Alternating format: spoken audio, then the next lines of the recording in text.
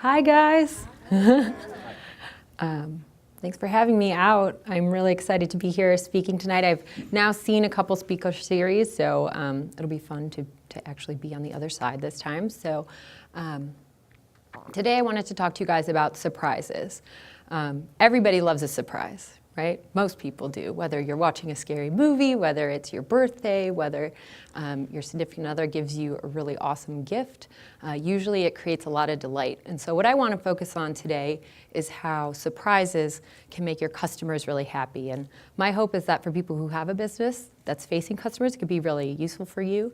If you face clients that aren't necessarily customers, that it would be useful for you, or even if you know a really cute person that you want to impress, I still think surprises can work. So we'll get into it.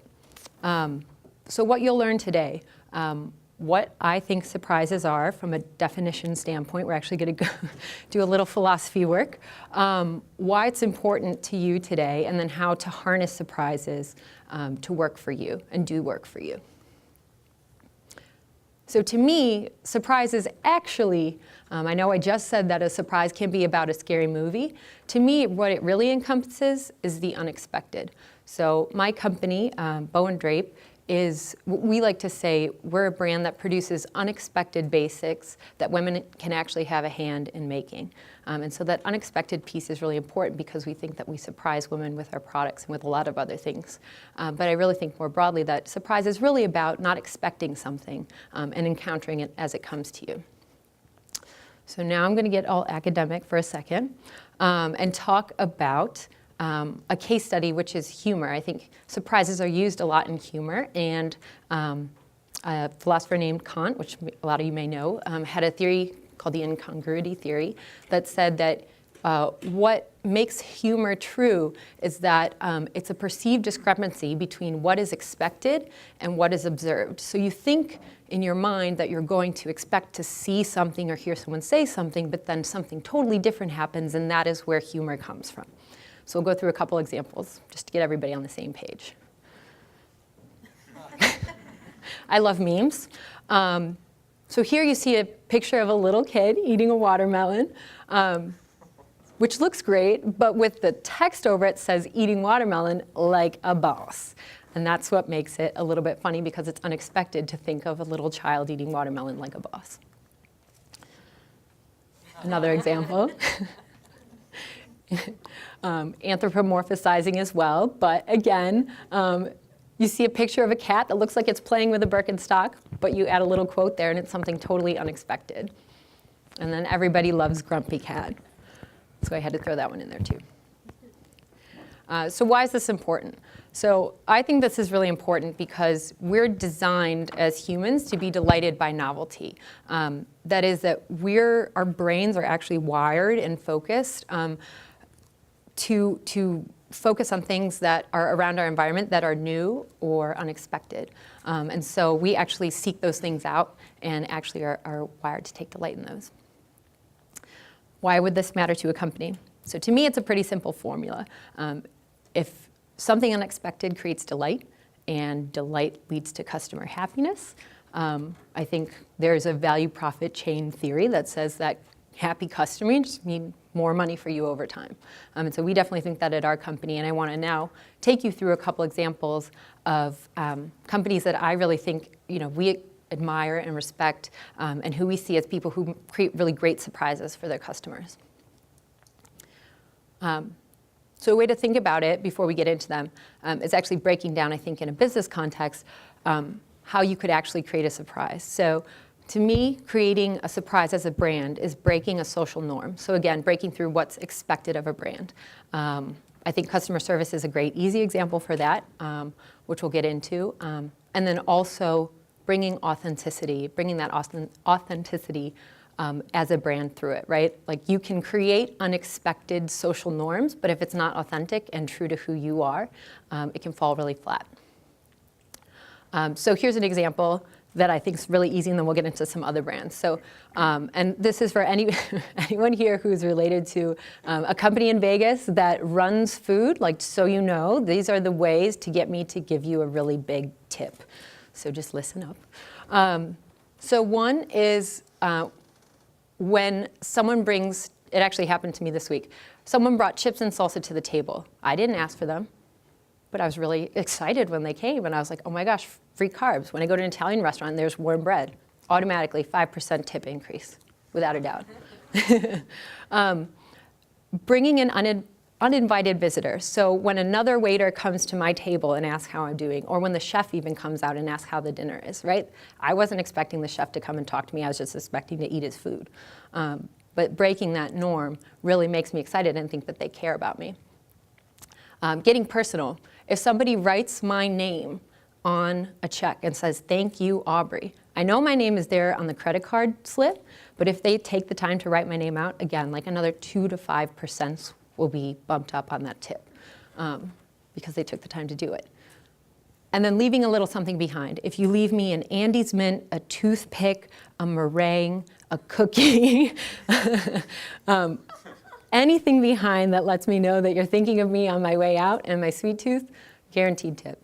And so again, just like to quickly go over it, like some of these things are breaking social norms and really showing that you care. And to me, I think the rule that I go by is it's that extra 10% that makes up for the other 90%. And it really can make a difference. So now let's talk about some like real brand examples beyond Aubrie's eating habits. New Balance. New Balance just came out with an awesome new, pretty recently, customizable sneaker. So you can go onto their site, shop one of their most classic sneaker styles, and customize its color, customize the leather insets into it, customize the tongue, and make it totally your own. This is something really exciting to us as a brand, but also something that they've seen done really well. And what they actually do, not only do they actually customize the product, which breaks a norm, but when they ship the item to your house, they actually print the shoe that you designed on the box, like it's your shoe that was made for you, even the box was made for you. And so it's something that nobody else does. Again, and I think it's something that creates a level of customer satisfaction. Oh, you can't see it. I don't know if I took it away. Sorry. There it is. That they got a ton of social engagement from. So the proof is in the pudding. They have tons and tons of photo galleries of customers posting their custom shoes, Instagramming them, saying how wonderful they are, how awesome their boxes are, and really seeing better brand affinity than they could have otherwise with a sort of what some people could consider kind of like an old guy shoe. Like they've totally taken that shoe and reinvented it to be a new classic. I'm sorry, I have a cold, so I have to drink a little water. Another example in I think, intrinsic product design is the Louboutin shoe. So everybody knows, I can't really see everybody, but raise your hand if you know the Louboutin shoe, right? Everybody knows it. It was in the news, there's a big lawsuit over it, over that red sole. That red sole is unexpected, right? Like every shoe before this could have had a blue sole or a black sole or a green sole, but nobody did it. They decided to rally their brand around this unique mark and have built an incredible brand off of that and have had to defend that brand off of that. And I'm going to give you this is actually a guy from Boston. I'm from Boston. And this is probably my favorite example of a brand that really takes this to its core. And we got a lot of inspiration from this guy, Johnny, when we were starting out our brand. So has anybody, raise your hand if you've heard of Johnny Cupcake? Okay, a couple people. So yeah, it's kind of a niche brand, but Johnny started the company. It's a t-shirt company. He started it in his basement in Hull, Massachusetts, which is like a beach town. Has grown the company to be millions and millions of dollars, has done it without any outside investment. He's bootstrapped the whole thing. And he has 3 locations, one in LA, one in Boston. I forget where the third one is. But he's done it all around this idea of playing pranks on his customers, as he likes to call it. And Johnny is like a self-proclaimed like absolute wingnut. He obsesses over playing pranks on his customers. You can see in some of his designs, again, I think he creates unexpected and playful designs in his t-shirts. So you can see in the shape of a cupcake is the Marshmallow Puff Man from Ghostbusters. You can see a legalized t-shirt, a Celtics, like a fat, chubby Celtics guy, with their initial marks. You can see it's a cupcake and crossbones is their logo. And you can even see, for anybody who loves Rocco's Modern Life, I was a big fan as a child. He even played with the idea of Rocco's Modern Life and brought that to life through his brand. So again, in his products, I think he really thinks about the customer and how he can delight them with little product details. Also his stores. So he thinks it's the funniest thing that his stores look like cupcake shops, because he thinks that it makes the experience that much more fun when people come into it looking for cupcakes and then see his t-shirts in the cupcake bins and in the freezers and in the deli counters. And so he recalls like opening his first store and with what delight he had telling people that they're not in a cupcake store and that they're actually in Johnny Cupcake store. And so it definitely runs through his actual physical environments as well, and through the shopping experience. He wants you to sort of discover the brand in this way that you wouldn't normally think to discover it. And then I think something that he does probably better than anybody else on the market that I've ever seen is he is obsessed with packaging. So he does a huge e-commerce business. And he thinks that the moment that you open the package is the most important moment that you have with a customer who's not face-to-face with you. And so he has designed, as you can see here, this is his initial packaging, which is actually, it looks like a little like cupcake or donut, like munchkin holder, where you can actually walk out of the store with one of these all rolled up. Again, in his mind, his ROI is that this will keep people telling stories. He's like, if people are surprised by my brand and they go to their friend and are like, oh my gosh, you'll never believe what happened to me. I walked into this store, they told me it was a cupcake store, I found out it was a t-shirt store, and then they gave me like a munchkin bag when I left with like something. He's like, that is the best marketing that I could do for the brand. Like I couldn't do anything better. That was free for me. And so that's how he's really grown his brand, is through these like interesting experiences that he's made for people. So he then went on to design a bunch of really cool stuff. So you can see these are like zombie cupcake boxes, cupcake mixes. He's done firecrackers.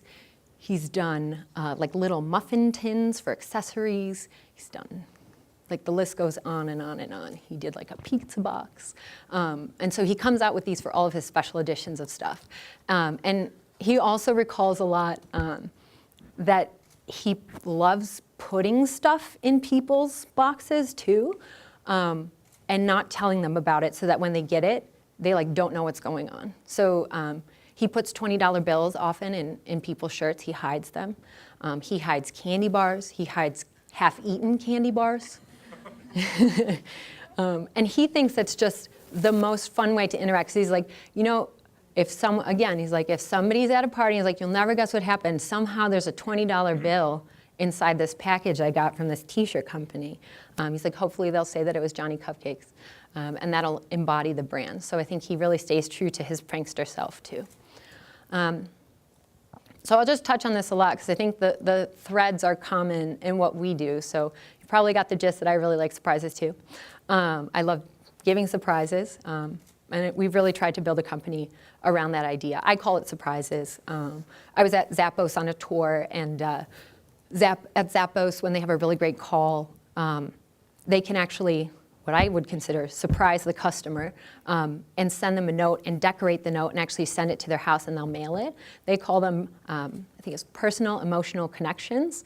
But to me, those are just really fun surprises to delight a customer. It's going that extra unexpected mile. So for us, we really think about it in terms of our product, our shopping experience, our packaging, of course, and the way that we market ourselves. So in our product, for instance, you can see my t-shirt. So part of this is that someone can make it anything that they want to. Some people, and it provides a lot of intrigue for a brand. Some people are like, were you actually born in Las Vegas? Like, did your parents make you here? Like, was the t-shirt made here?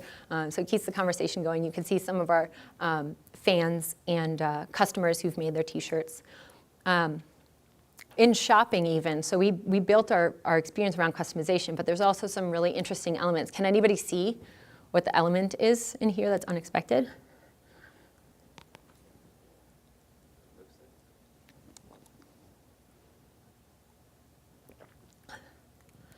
surprise me. So we actually have a button on our site where someone can click surprise me, and it'll actually randomize the customizations that someone can see so that it just pops up with something that's really fresh and new and something that they couldn't have designed themselves, and hopefully we inspire them to then go on and customize something. We think about our packaging a lot too, so I won't get too much into this, but obviously inspired by, I asked Johnny for an intro to the secret sauce makers who make his amazing packaging, and it's actually a toy company, a toy packaging company of all things, which makes a ton of sense, right? Like, if you can make packaging that a little kid will want on a toy aisle, you can make stuff that an adult would like too, probably. And so we've put a lot of thought and care into our packaging. So this is some of our new packaging that'll be coming out for holiday. Again, like the experience around the box, what it says about the brand. It's actually a tuck top drawer that you can keep forever. It's revealing the actual product to you so that as you open the drawer, you can see it. Little things like that I love obsessing over because I think, again, it's so important to the way that people perceive your brand. And we have a ton of fun things inside of it, too. So I won't get too pitchy on you guys, but I'm obviously really excited about this.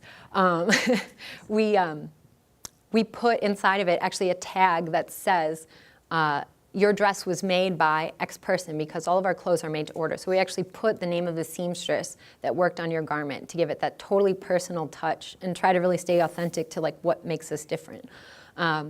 We also even include a cool envelope with your gift receipt that looks very regal, and we also include little surprises in little jewelry pouches. So we have nail polish, we have jewelry, we have earrings, and we just throw those in there so that people can get that little extra something that they weren't expecting and they know that they didn't pay for.